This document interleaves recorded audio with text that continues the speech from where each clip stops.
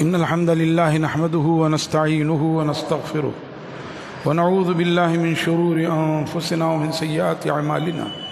من يهده الله فلا مضل له ومن يضلل فلا هادي له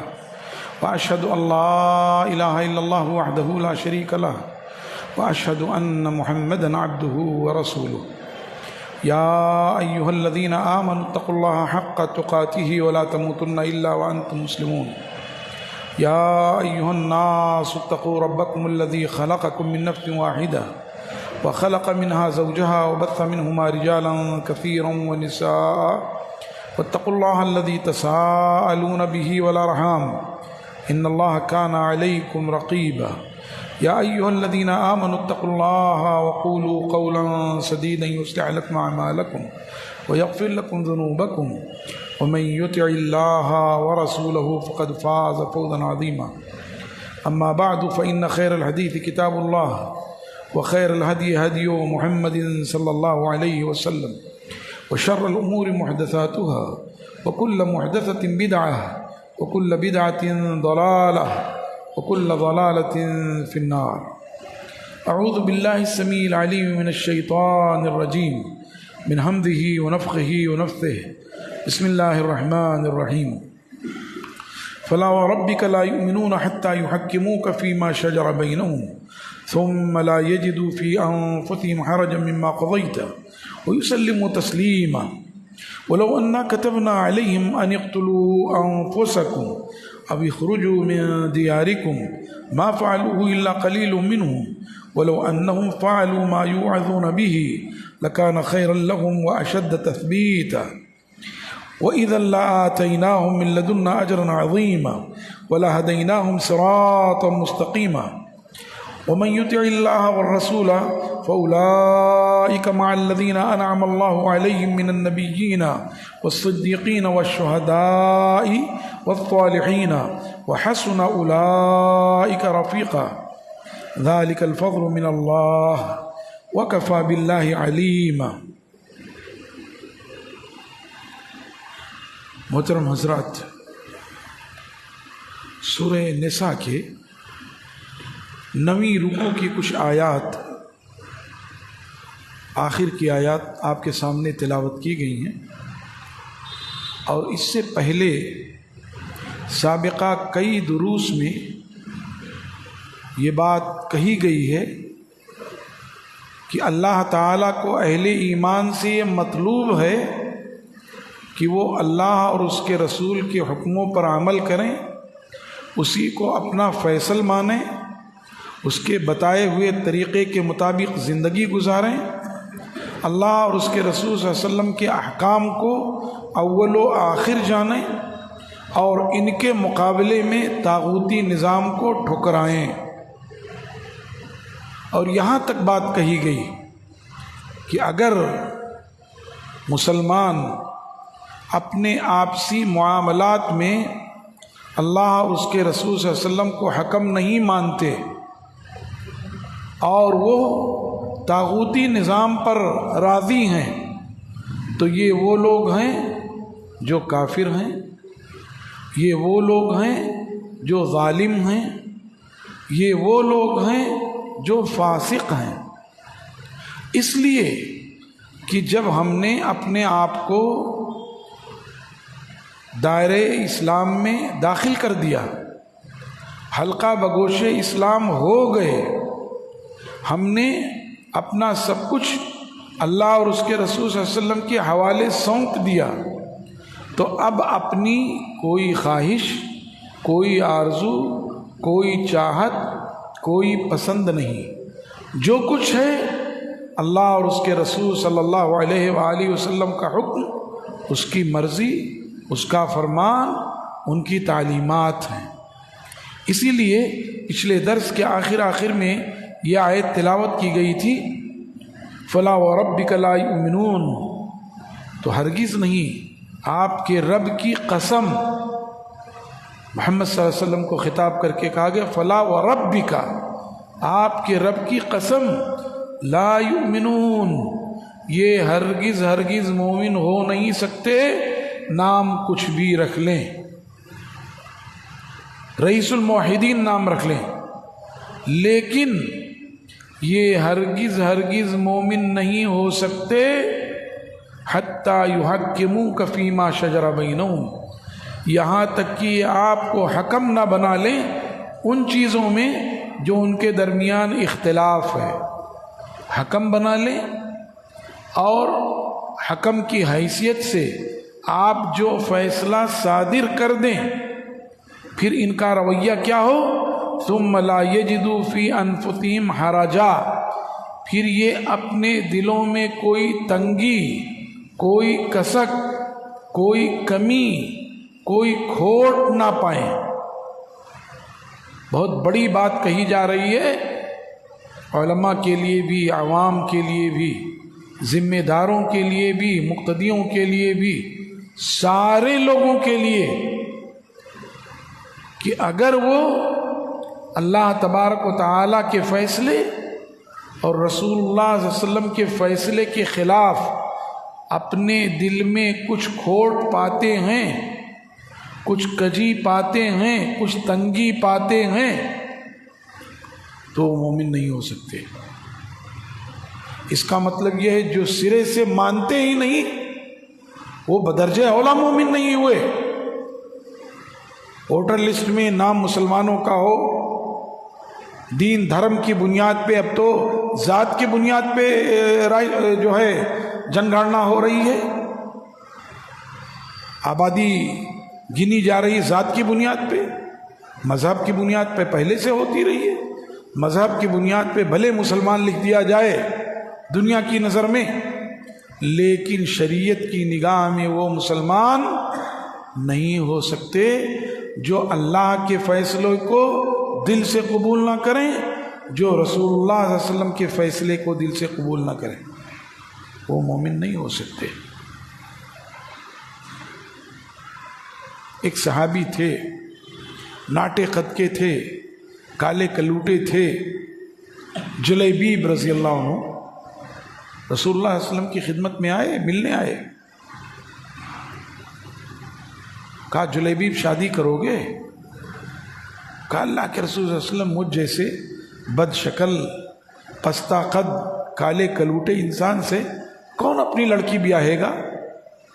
کہا یہ بتاؤ شادی کرو گے؟ کہا اللہ کے رسول خواہش تو ہے۔ کہا فلاں کے ہاں جاؤ اور ان کو میرا سلام کہو، گھر کے مالک کو، اور کہو کہ رسول اللہ صلی اللہ علیہ وسلم نے حکم دیا ہے کہ اپنی بیٹی سے میرا نکاح کر دو، اور بیٹی بھی وہ جس کی جمال اور خوبصورتی کا چرچا تھا اس معاشرے میں، بڑی خوبصورت لڑکی ہے۔ گئے، دروازہ کھٹکھٹایا، مکان مالک نکلا، وہ بھی صحابی تھے رضی اللہ عنہ، رسول اللہ صلی اللہ علیہ وسلم کا پیغام پہنچایا، بڑے خوش ہوئے، سلام پر سلام کہا تو بڑے خوش ہوئے۔ اس کے بعد رسول اللہ علیہ وسلم کا پیغام پہنچایا تو ذرا خاموش ہو گئے۔ یہ خاموش ہوئے تو اندر سے آواز آ گئی، اس بچی کی آواز آ گئی،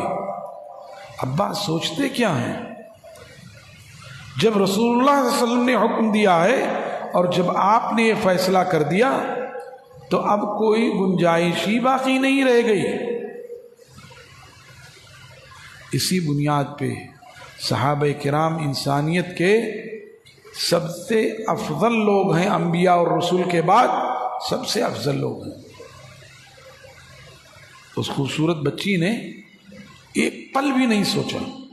کہا بس اللہ کے رسول صلی اللہ علیہ وسلم کا حکم ہے، بات خلاص ہو گئی۔ تو میرے بھائیوں، ہم سے بھی یہی ایمان مطلوب ہے، اسی لیے کہہ دیا گیا کہ وہ مومن نہیں ہو سکتے یہاں تک کہ وہ آپ کو اپنا حکم نہ بنا لے اپنے ان معاملات میں جو ان کے درمیان اختلاف ہے، پھر وہ اپنے دلوں میں کوئی تنگی نہ پائیں اس چیز میں جو آپ نے فیصلہ کر دیا ہے، وَيُسَلِّمُوا تَسْلِيمًا، اور سر تسلیم خم کر دیں۔ آگے کیا کہا گیا منافقین کو سامنے رکھ کر کے، وَلَوْ أَنَّا كَتَبْنَا عَلَيْهِمْ، اور اگر ہم ان پر لکھ دیتے، جیسے بنی اسرائیل کے لیے جب انہوں نے بچڑے کی پوجا کی وَإِذْ قَالَ مُوسَىٰ لِقَوْمِهِ يَا قَوْمِ إِنَّكُمْ ظَلَمْتُمْ أَنفُسَكُمْ بِاتِّخَاذِكُمُ الْعِجْلَ فَتُوبُوا إِلَىٰ بَارِئِكُمْ فَاقْتُلُوا أَنفُسَكُمْ ذَٰلِكُمْ خَيْرٌ لَكُمْ إِن كُنتُمْ تَعْلَمُونَ۔ یاد کرو اس وقت کو جبکہ موسیٰ علیہ السلام نے بنی اسرائیل سے کہا اے میری قوم کے لوگوں، یقیناً تم نے بچڑے کی پوجا کر کے اپنے آپ پر ظلم کیا ہے، لہذا اپنے پروردگار سے، اپنے پیدا کرنے والے سے توبہ و استغفار کرو۔ اور توبہ و استغفار کی شکل کیا ہے؟ فَاقْتُلُوا أَنفُسَكُمْ، اپنے آپ کو قتل کرو۔ حکم ہوا کہ وہ لوگ جنہوں نے بچڑے کی پوجا نہیں کی ہے وہ ان لوگوں کو قتل کر دیں جنہوں نے بچڑے کی پوجا کی ہے، چاہے وہ ان کے بھائی ہوں، باپ ہوں، بیٹے ہوں۔ چنانچہ ایک میدان میں جمع ہوئے اور بدلی چھا گئی اور گھپ اندھیرا ہو گیا، ہاتھ پسارا نہیں سوچتا تھا، اور حکم ہو گیا کہ قتل کرو، اور تلواریں چلنے لگیں۔ 70,000 سے زیادہ یہودی قتل ہوئے۔ تب اللہ تعالیٰ نے اس قوم کی توبہ قبول کی۔ آج جو یہ بدماشی اور درندگی کر رہے ہیں غزہ میں، ان میں دم ہو تو جن لوگوں نے حملہ کیا ہے ان پر، ان سے لوہا لو۔ بھئی حماس نے حملہ کیا ہے، القاسم بریگیڈ نے حملہ کیا ہے، ان کے جنگجوؤں سے لوہا لو، یہ ٹھیک ہے۔ لیکن جو عام شہری ہیں جن کا اس جنگ سے کچھ لینا دینا نہیں تھا، ان کے محلات تباہ کر دو، ان کے بوڑھوں کو، بچوں کو، ان کی عورتوں کو بمباری کرو۔ مرد ہو تو میدان میں اتر آؤ، اس کی دم نہیں، اس کی طاقت نہیں ہے۔ خود قرآن پاک نے کہہ دیا کہ اگر یہ میدانی جنگ ہوگی تو باسہم بینہم شدید، ان کی جنگیں آپس میں سخت ہوں گی، لیکن یہ مسلمانوں سے منہ چھپاتے پھریں گے اور من ورائے جدار، دیوار کے پیچھے سے لڑیں گے۔ کیوں انہوں نے غزہ کے چاروں طرف سے دیوار لگا دی؟ یہ ڈر ہے کہ زمینی طور پہ ہم ان کا کچھ بگاڑ نہیں پائیں گے۔ آج بھی یہ دعویٰ ہے، چیلنج ہے کہ فلسطین کی لٹی پٹی قوم آج بھی یہودی فوج میدانی جنگ میں آ جائے، منہ کی کھا جائے گی، منہ کے کھا جائیں گے، کہیں سے بھی جیت نہیں سکتے۔ لیکن اب جو ہے آسمانی جنگ ہو رہی ہے، فضائی جنگ میں ان کے پاس کچھ ہے نہیں، پھر بھی یہ ان سے مقابلہ کریں جنہوں نے یہ جنگ مسلط کی ہے عام آدمیوں کو، اور اس پر ملعون امریکہ بہادر اور جرمنی منافق اور دنیا کے ایسی بدبخت طاقتیں جن کو مسلمان بدقسمتی سے اپنا مسیحا سمجھتا ہے، وہ کہتی ہیں اسرائیل پر ظلم ہوا ہے، اسرائیل پر حملے ہوئے ہیں، ہم اسرائیل کے ساتھ ہیں۔ اللہ تعالیٰ ان قوتوں اور ان طاقتوں کو غارت کر دے، ان کو تباہ و برباد کر دے، ان کو انہی سے مروا دے، ان میں ایسا اختلاف ڈال دے کہ قیامت تک یہ کبھی جو ہے سنبھل نہ سکے۔ تو یہ وہی بنی اسرائیل، ان کی تاریخ رہی ہے یہودیوں کی، جہاں گئے جس پلیٹ میں کھایا اسی میں سوراخ کیا، ان کی فطرت رہی ہے۔ امریکہ یا برطانیہ یا جرمنی خوشی سے ان کا ساتھ نہیں دے رہے ہیں، وہ یہ جانتے ہیں کہ اگر ہم نے ان کا ساتھ نہیں دیا تو وہ وہاں سے بیٹھ کر کے ان کے بیوروکریٹس ہمارے معاشیات پر، ہماری سیاست پر اور ہمارے تمام مفادات پہ ضرب لگا دیں گے، ہمارے تمام مفادات کو نقصان پہنچا دیں گے۔ یہودی وہ اژدہا ہے یہود کہ پوری دنیا کو اپنے شکنجے میں لیے ہوئے، پوری دنیا کو اپنی شاطر چالوں سے شکنجے میں لیے ہوئے ہے، اور مسلمان ہے کہ ایسا محروم القسمت ہے کہ انہی لوگوں کی تقلید میں، یورپ کی، امریکہ کی، برطانیہ کی، انہی کی تقلید میں لگا ہوا ہے، اور انہی کے بہت سارے مسلم ممالک ایسے نااہل ہیں، ان کے لیے کیا لفظ استعمال کیا جائے کہ وہ اپنے بھائیوں کے لیے 2 لفظ بول نہیں سکتے، ایسے کہہ لیجئے کہ بدقسمت لوگ ہیں بھائی، جنہوں نے جنگ مسلط کی ان سے آؤ لڑو، اور مقابلہ تو آمنے سامنے کا ہوتا ہے، آمنے سامنے آؤ۔ نیتیں اور بیچارے کہہ لیجئے کہ جن کا کچھ رول ہی نہیں، ان پر بمباری ہو رہی ہے، اور اس کے بعد جو ہے یہ ملعون طاقتیں، کوئی اپنا بیڑا بھیج رہا ہے، کوئی مدد بھیج رہا ہے، کوئی کچھ کر رہا ہے۔ اس میں آخر میں صحیح بات یہ ہے کہ فلسطینیوں سے بھی کوتاہی ہے اللہ تعالیٰ سے لو لگانے کی، ہم مسلمانوں سے بھی کوتاہی ہے، ہم حقیقی معنوں میں اپنے آپ کو اسلام کا علم بردار ثابت نہیں کر پا رہے ہیں۔ یقیناً یہ ہماری کوتاہی ہے، اور ہمیں اپنی کوتاہیوں پر نظر رکھنی چاہیے، ہمیں اپنی کوتاہیوں پر جو ہے توجہ کرنی چاہیے۔ ہم مارے پیٹے جاتے ہیں تو اس کی نمائش کرتے ہیں، ارے نمائش سے کیا ہونے والا ہے بھائی؟ اس کے مقابلے میں جیسے اسرائیل نے یہ پالیسی بنائی ہے کہ اس کے ہر شہری کو فوج میں جانا ضروری ہے، تم بھی یہ فیصلہ کرو کہ ہمارے ہر شہری کو فوجی ٹریننگ لینا ضروری ہے، تم بھی یہ فیصلہ کرو کہ ہمارے ہر فوجی کو، ہر مسلمان کو فوجی ٹریننگ لینا ضروری ہے، اور سفارتی طور پہ اور بھی طریقوں سے جو ہے وہ دباؤ بناؤ، وہ ہونا چاہیے۔ وہی کہا گیا وَلَوْ أَنَّهُمْ کیا کہا گیا؟ وَلَوْ أَنَّا كَتَبْنَا عَلَيْهِمْ اگر ان منافقین پر ہم لکھ دیں أَنِ اقْتُلُوا أَنفُسَكُمْ کہ اپنے آپ کو قتل کر دو، جیسے یہودیوں کے لیے لکھ دیا تھا، أَوْ اخْرُجُوا مِن دِيَارِكُمْ یا اپنے آپ کو گھروں سے نکال دو، مدینہ طیبہ سے نکال دو، مَا فَعَلُوهُ تو یہ منافقین ایسا کرنے والے نہیں ہیں، الا قلیل منہم مگر ان میں سے تھوڑے لوگ ہوں گے، ولو انہم فعلوا ما یوعظون اور اگر وہ کر گزرتے وہ کام جس کا انہیں حکم دیا گیا، جس کی انہیں نصیحت کی گئی، لکان خیرا لہم تو ان کے لیے بہتر ہوتا، واشد تثبیتا اور ثابت قدمی کے اعتبار سے مضبوط بات ہوتی۔ یہ منافقین کے لیے کہا گیا، اور جو کمزور عقیدہ کے مسلمان تھے، جو انہی کے جھانسے میں آ جاتے تھے، ان کے لیے یہ بات کہی گئی۔ اور اگر وہ اللہ کا حکم مان لیتے، عام مسلمانوں کو بھی کہا جا رہا ہے، آج کے دور میں بھی یہ بات برحق ہے۔ کیا کہا گیا؟ وَإِذًا لَآتَيْنَاهُم مِّن لَّدُنَّا أَجْرًا عَظِيمًا اگر یہ اللہ کے حکم کو مان لیتے، رسول اللہ صلی اللہ علیہ وسلم کے حکم کو مان لیتے، اس کی مرضی کے مطابق زندگی گزارتے، انہیں اپنا حکم اور فیصل تسلیم کر لیتے، ان کے فیصلے پر اپنے دل میں کوئی تنگی نہ پاتے، وَإِذًا لَآتَيْنَاهُم مِّن لَّدُنَّا أَجْرًا عَظِيمًا تو ایسی صورت میں ضرور بضرور ہم انہیں اجر عظیم سے نوازتے،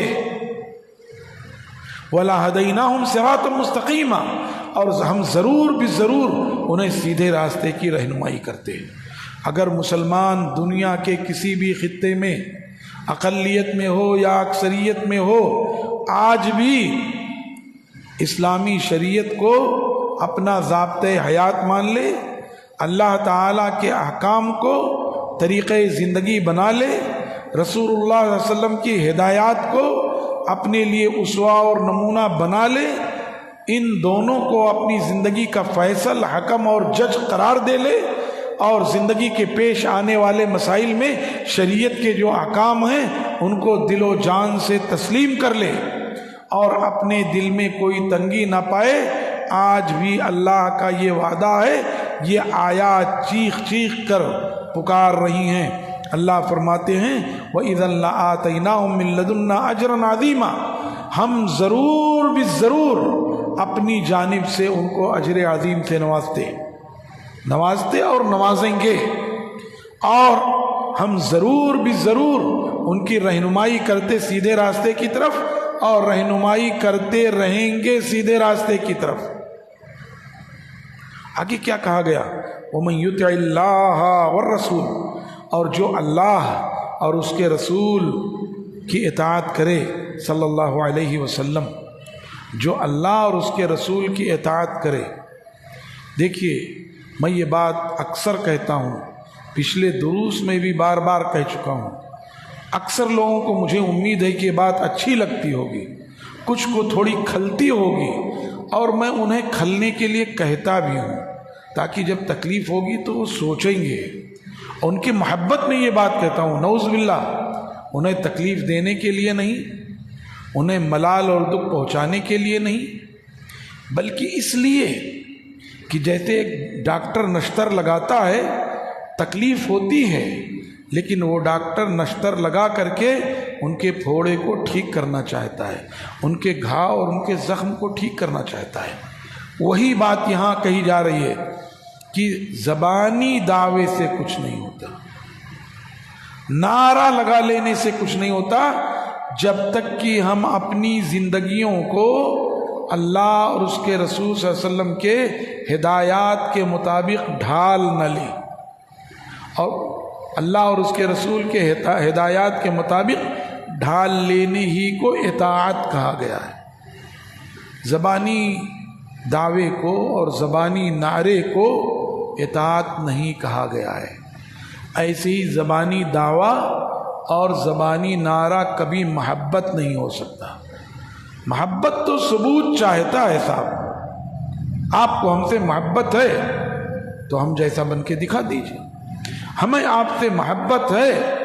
تو ہم آپ جیسا بن کے دکھا دیں، ہمیں اللہ اور اس کے رسول صلی اللہ علیہ وسلم سے محبت ہے تو اللہ کے احکام، اس کے ہدایات اور اس کے فرمان کے مطابق اپنے آپ کو چلا کر کے اور ڈھال کے دکھا دیں۔ اور ایک بات اور کہتا ہوں کہ محبت جتنا مقدس لفظ ہے،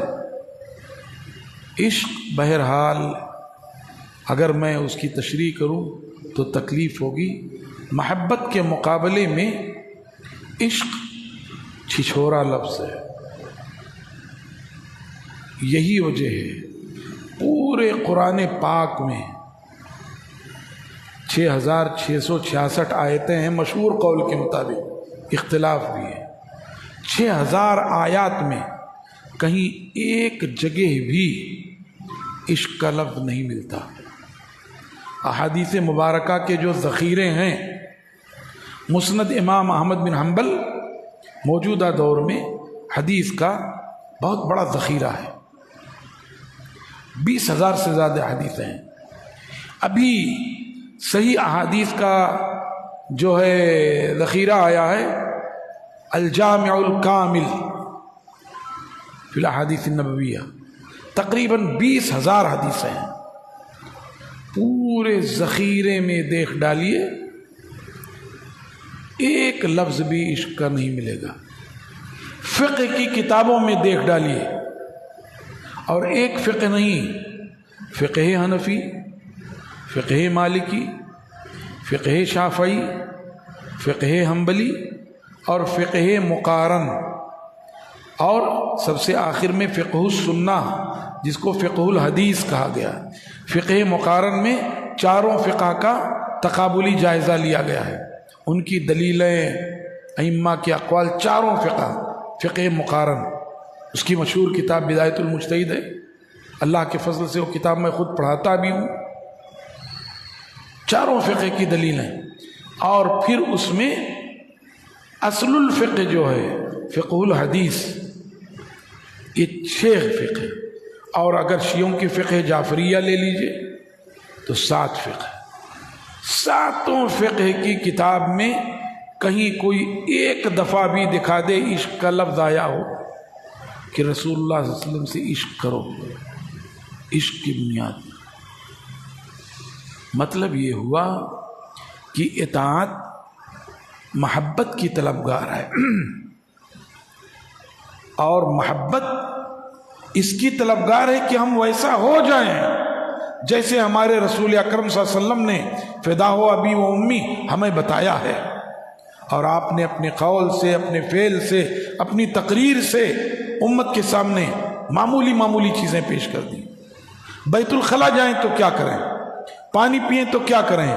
مہمان کا استقبال کریں تو کیا کریں، گھر میں داخل ہوں تو کیا کریں، گھر سے نکلیں تو کیا کریں، بازار میں داخل ہوں تو کیا کریں، کوئی برا منظر دیکھیں تو کیا کریں، کوئی اچھا منظر دیکھیں تو کیا دعا پڑھیں، ایک ایک چیز آپ نے بتا دی ہے، ایک ایک چیز بتا دی ہے۔ جس نبی محترم صلی اللہ علیہ وسلم نے یہ ساری باتیں بتا دی ہیں اور اللہ کے حکم سے بتائیں، اپنی مرضی سے نہیں بتائیں، اسی رب کائنات کا حکم ہے وَمَن يُطِعِ اللَّهَ وَالرَّسُولَ، اور جس نے اللہ اور اس کے رسول کی اطاعت کی تو سنو ان کا انعام کیا ہے، جس نے اطاعت کی ان کا انعام کیا، فَأُولَٰئِكَ مَعَ الَّذِينَ أَنْعَمَ اللَّهُ عَلَيْهِمْ، تو یہی وہ لوگ ہیں کہ یہ ان کے ساتھ ہوں گے جن پر اللہ نے انعام کیا، جس نے اللہ اور اس کے رسول صلی اللہ علیہ وسلم کی اطاعت کی یہ ان کے ساتھ ہوں گے جن پر اللہ نے انعام کیا ہے۔ اب کن پر اللہ نے انعام کیا وہ بھی سنیے، من النبیین، جن پر انعام کیا ان کی پہلی کڑی انبیاء ہیں، انسانیت کا نچوڑ، انسانیت کی کریم، انسانیت کا عطر، انسانیت کا خلاصہ ہے، وہ ان سے افضل نہ کوئی پیدا ہوا نہ ہوگا، اور ان سب کے سردار جناب محمد الرسول اللہ صلی اللہ علیہ وآلہ وسلم جیسا نہ کوئی پیدا ہوا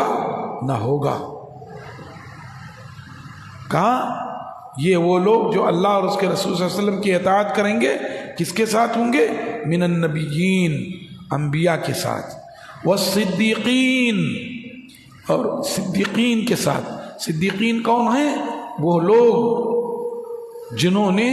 ہمیشہ اپنے آپ کو سچ کاموں کے لیے تیار رکھا، حق بات کے لیے ڈٹے رہے، حق بات کی تلقین کرتے رہے، حق بات کی گواہی دیتے رہے اور باطل کو ٹھکراتے رہے، باطل سے ہمیشہ جنگ کی پوزیشن میں رہے۔ والشہداء، شہداء کے معنی اصل گواہ ہوتے ہیں، اور گواہ اس طرح کہ انہوں نے اپنے جان و مال سے اسلام کے راستے میں گواہی دیتے دیتے اپنے آپ کو قربان کر دیا۔ والشہداء والصالحین، جو نیک فطرت نیک مزاج لوگ ہیں، چار قسم کے لوگ جو اللہ اور اس کے رسول صلی اللہ علیہ وسلم کی اطاعت کرے وہ انبیاء کے ساتھ ہیں، صدیقین کے ساتھ ہیں، شہداء کے ساتھ ہیں، صالحین کے ساتھ ہیں۔ مسلمانوں، اس سے بڑی بشارت مل سکتی ہے؟ اور اتنی بڑی بشارت ملنے کے بعد کیا کوئی بدعات و خرافات میں، گناہوں میں، گمراہیوں میں، بے عملی میں، بد عملی میں مبتلا رہ سکتا ہے؟ اتنی بڑی بشارت کے بعد کہ جو اللہ اور اس کے رسول صلی اللہ علیہ وسلم کی اطاعت کریں وہ کل قیامت کے دن انبیاء کے ساتھ ہوں گے، صدیقین کے ساتھ ہوں گے، شہداء کے ساتھ ہوں گے، صالحین کے ساتھ ہوں گے۔ وَحَسُنَ أُولَٰئِكَ رَفِيقًا، اور کیا ہی اچھے لوگ ہیں یہ دوست کے اعتبار سے۔ ایک صحابی تھے رضی اللہ عنہ، ربیعہ بن مالک اسلمی، اور رات بھر اس لیے رسول اللہ علیہ وسلم کی خدمت میں لگے رہتے تھے آپ کے کمرے کے باہر کہ کب کوئی ضرورت ہو میں پوری کر دوں۔ آپ اٹھتے رات میں، آپ کو پانی کی ضرورت ہے پانی لاتے، جو بھی ضرورت ہوتی۔ ایک رات وضو کرا رہے تھے، بولے ربیعہ بولو کیا مانگتے ہو؟ کہا اللہ کے رسول صلی اللہ علیہ وسلم جنت میں آپ کی رفاقت چاہتا ہوں۔ کہا اور کچھ؟ کہا کچھ نہیں چاہیے۔ کیسے اچھے لوگ تھے، ہم لوگ ہوتے کہتے پورا عائشہ نگر اللہ مجھ کو دے دیجئے، میرے نام پٹا لکھ دیجئے عائشہ نگر کا۔ ہاں کیسے مضبوط لوگ تھے۔ کہا بس آپ کی رفاقت چاہیے۔ کہا ٹھیک ہے۔ اب لوگ یہ کہتے ہیں کہ آپ مختار کل ہیں، مالک دو جہاں ہیں، آپ پٹا لکھ دیتے جاؤ، ہو گیا کہ تم جنت میں ہمارے ساتھی ہو۔ آپ نے یہ نہیں کہا، کیا کہا؟ اعنی علی بکثرت السجود، میری مدد کرو کثرت سے سجدہ کر کے. جب تم کثرت سے سجدے کرو گے، اللہ سے مانگو گے، تو میں اللہ سے سفارش کروں گا، تمہیں ہمارا قرب مل جائے گا. یہ نہیں کہا کہ ہاں جاؤ پکا کر دیا تمہارے لیے، لکھ دیا تمہارے نام پٹا، اب تم ہمارے ساتھ ہوگا، ایسا نہیں کہا. مسجد سے نکل رہے تھے، انس بن مالک رضی اللہ عنہ بھی ساتھ میں تھے. ایک صحابی ملے، سلام کیا، پوچھا اللہ کے رسول صلی اللہ علیہ وسلم قیامت کب آئے گی؟ تو آپ نے کہا بھلا یہ بتاؤ تیاری کیا کیا ہے قیامت کے لیے؟ سوال تو کر رہے ہو، تیاری کیا کیا ہے؟ کہا اللہ کے رسول صلی اللہ علیہ وسلم کچھ زیادہ روزے، نماز، صدقہ و خیرات یہ سب کچھ تو جمع نہیں کر سکا، تھوڑے موڑے ہیں، لیکن میں اللہ اور اس کے رسول صلی اللہ علیہ وسلم سے محبت کرتا ہوں. آپ نے فرمایا المرء مع من احب، آدمی تو اسی کے ساتھ ہوگا جس سے وہ محبت کرتا ہے. تو میرے بھائیوں، یہ بہت بڑی بشارت ہے اللہ کی طرف سے. اللہ نے فرمایا کہ کیا ہی بہترین لوگ ہیں دوستی کے اعتبار سے، اور پھر یہ بھی فرما دیا کہ یہ جو ان کی صحبت، ان کی دوستی ملے گی، یاد رکھنا یہ تمہارے عمل کے نتیجے میں نہیں ہوگا کہ تم سمجھ لو ہم تہجد گزار تھے، ہم 5 وقتہ نمازی تھے، ہم زیادہ زیادہ صدقہ و خیرات کرتے تھے. نہیں، وہ عمل تمہارا اپنی جگہ ہے. ذالک الفضل من اللہ، یہ فضل اللہ کی جانب سے ہے. وکفیٰ باللہ علیما، اور اللہ تعالی جاننے کے اعتبار سے کافی ہے کہ دل میں کیا خیالات ہیں، کیا جذبات ہیں. ہمارے حبیب اور خلیل سے کون کس جذبے کے ساتھ محبت کرتا ہے، کس نیت سے محبت کرتا ہے، اللہ اس سے واقف ہے. میرے بھائی اور دوستو، آج کے درس کا خلاصہ بھی سابقہ دروس کی طرح یہی ہے کہ رسول اللہ صلی اللہ علیہ وسلم سے سچی محبت کی جائے، آپ کی اطاعت کی جائے، آپ کے حکموں پر عمل کیا جائے، اور اپنے آپ کو اللہ کا برگزیدہ اور صالح بندہ بنایا جائے. اللہ سے دعا ہے کہ اللہ تعالیٰ کل قیامت کے دن ہمیں انبیاء، صدیقین، شہداء